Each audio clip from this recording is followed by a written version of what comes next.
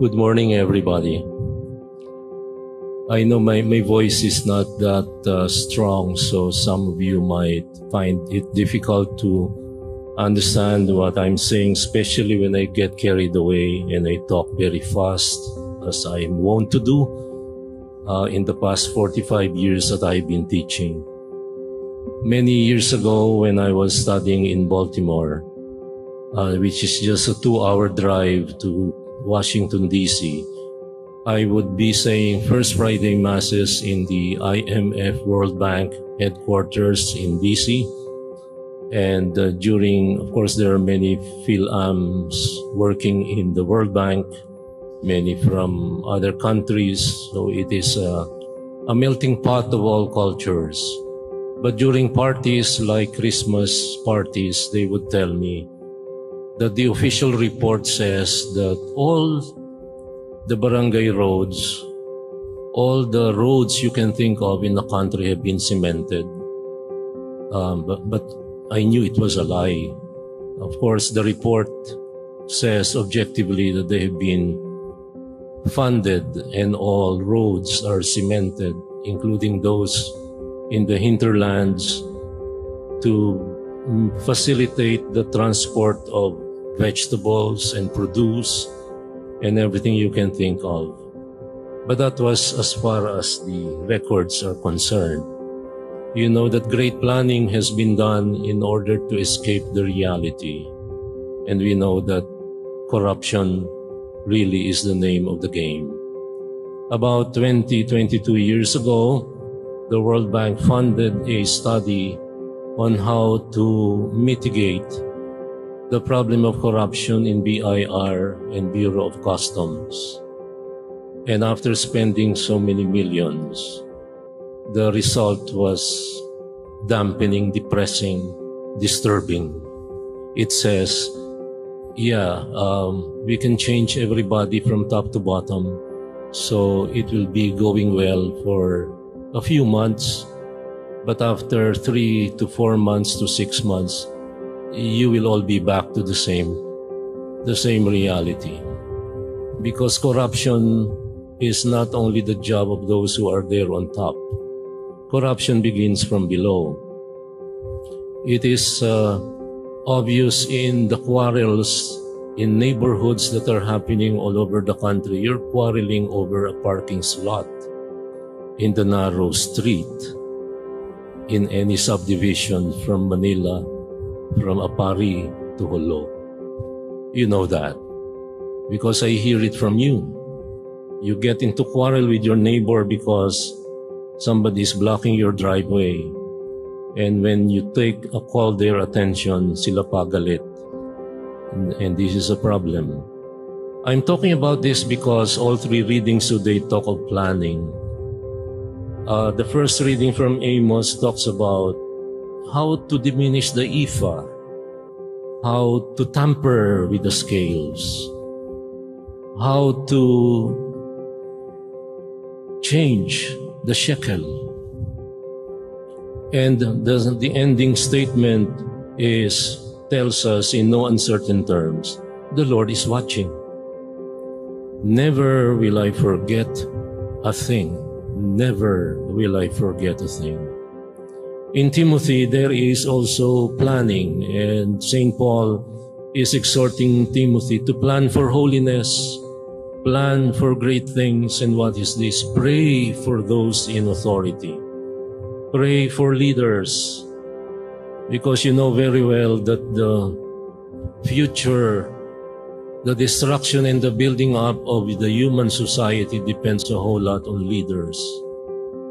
So if you have a Putin who is a dictator, a despot, and a CEO all rolled into one who owns the future of everybody, including Gazprom, and the future of the oil and gas riches, natural riches of a country that does not belong to him, then you are in trouble. Planning in order to get more of it in the Kramatorsk region, in the Donbass region, in the Ukraine, because they discovered about 10 years ago that there is more oil and gas in the Donbass region. They artificially made the Donetsk Independent Republic and the Luhansk Independent Republic. It's all manipulation. Manipulation and planning, strategic planning, it's all the name of the game. Timothy was told by Paul to pray for leaders and all those in authority. The gospel disturbingly talks about a katiwala. A katiwala who was full of kate, makati ang kamay. So, nung nalaman niyang siya tatanggalin na bilang katiwala, nagwala. So, walang pakundangan na minanipular ang lahat ng bagay upang siya karoon ng dagdag na pogi points. So, tinawag niya yung may utang sa kanya, magkano ba utang mo sa aking hepe? 100 so and so. Okay, write 50. Sabi na ilang komentarista, ito daw ay binawas niya yung kanyang komisyon. Pero kahit na binawas ang kanyang komisyon, kadayaan pa rin. Kadayaan pa rin. Katiwala, makatinaw, walang pakundangan sa kapwa. You need to hand it over to him. He is a good planner and a very good strategic planner. And today we talk about strategic plans. What is this I hear about you? Prepare a full account of your stewardship. And then the steward said, ano kayang gagawin ko? Matatanggal na ako sa pwesto. Hindi ako kasing lakas ng mga kalabaw. At ako'y hiyang-hiya naman akong mamalimos. Alam ko na ang gagawin ko. At nagplano siya.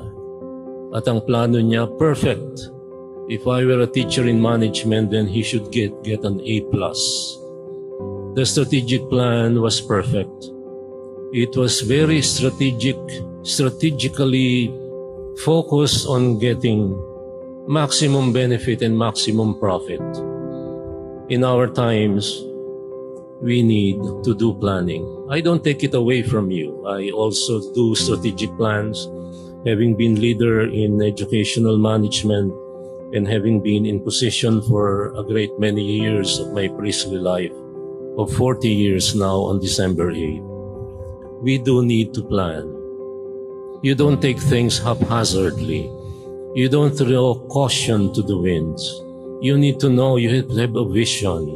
And without vision, people perish, according to the Old Testament.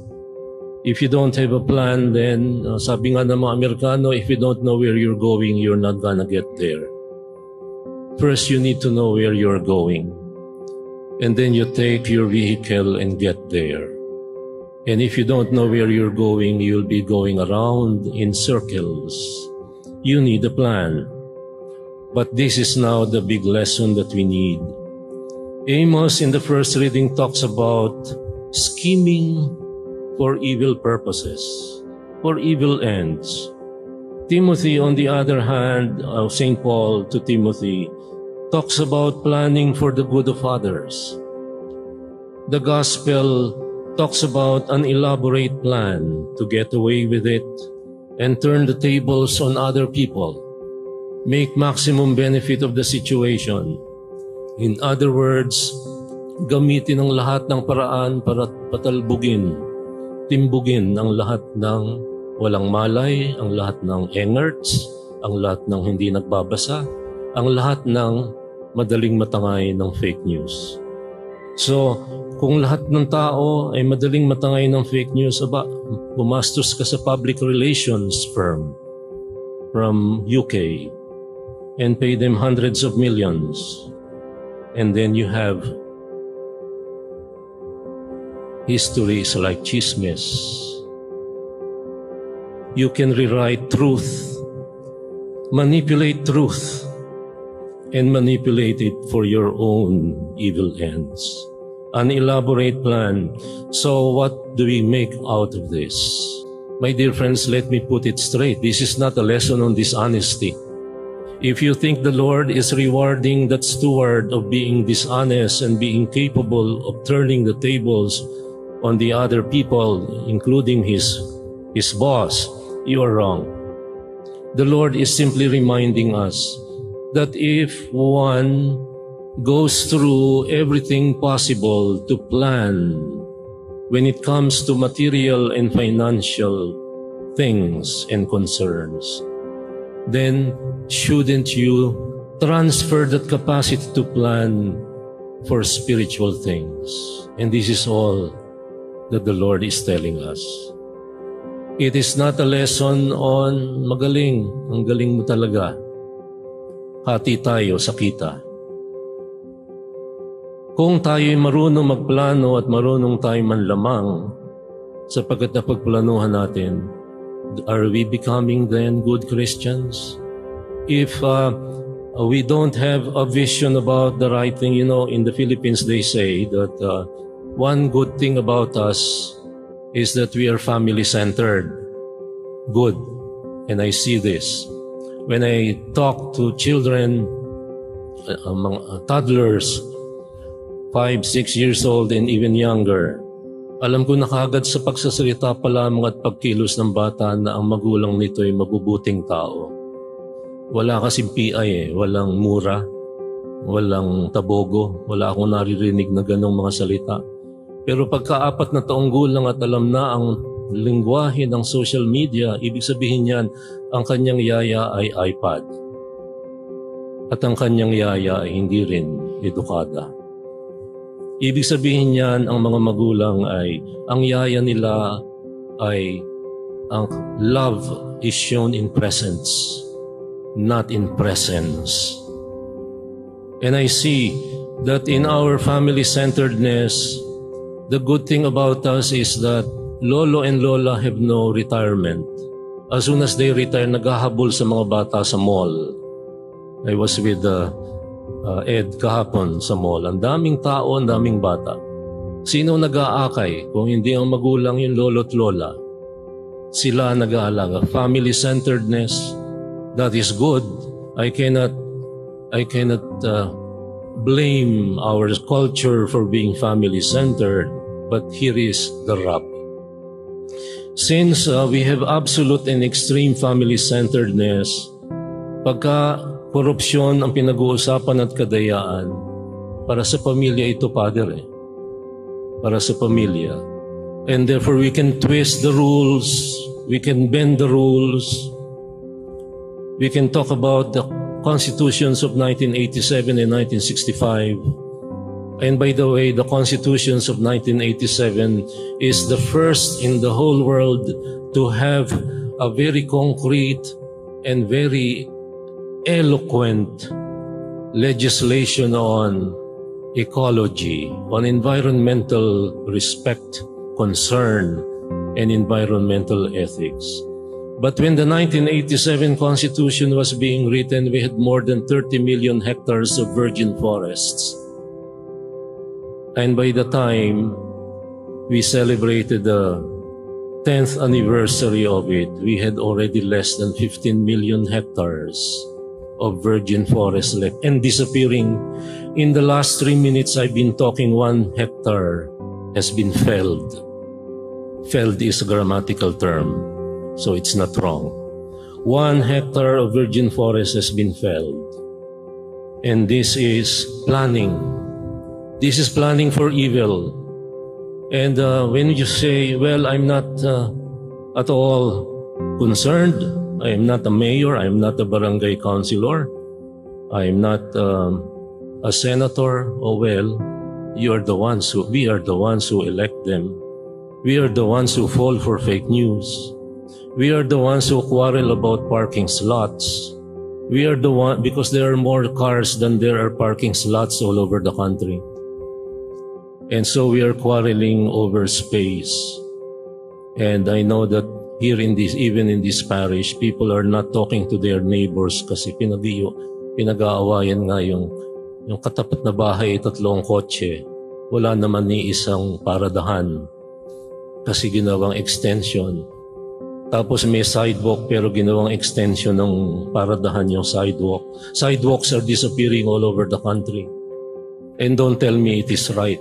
It is planning for evil schemes.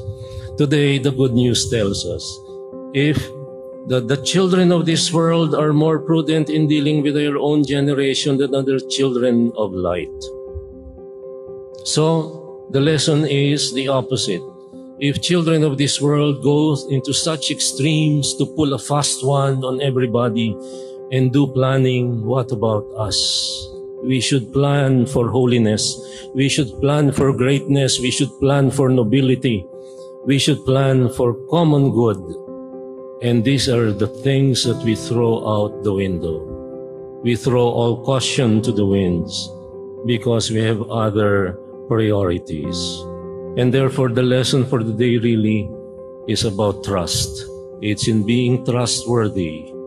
It's in being reliable in little things and in big things. So to go back to IMF World Bank, jokingly, during Christmas parties, they tell me, kapwa Pinoy natin, Phil-Am, ang pangurin at saka brown at hindi white, hindi blonde. Father, itong kinakain natin galing yan sa interest ng utang ng mga nautong mga third world countries, and that includes the Philippines. If we are reliable in small things, then we can be reliable in good things, and that reliability is a value. I know we're not there yet. I'm not playing the holier than thou. I know at 67 years old that I am no saint, neither saint nor hero. I have made so many mistakes in my life. I was held hostage in Mount Apo many years ago by somebody who was killed a few months after in a skirmish. The NPAs, the utopian dream of perfect equality, and no wonder China has more oligarchs than there are in the whole world, and Russia has more oligarchs, and these oligarchs have more money than governments, the entire governments. Perfect equality, a utopian dream. Communism has never worked historically. What is it? It is not the system that will make us. It is who we are and what we do and what sort of plans we conjure up that will make us. And we have to begin now, no matter how sinful we are. And we all are sons and daughters of Adam and Eve. That's the bad news. The good news is that we are all brothers and sisters of Christ the Savior, Christ the Lord, Christ who gave us the promise of life everlasting. And that's what I want us all to hold on.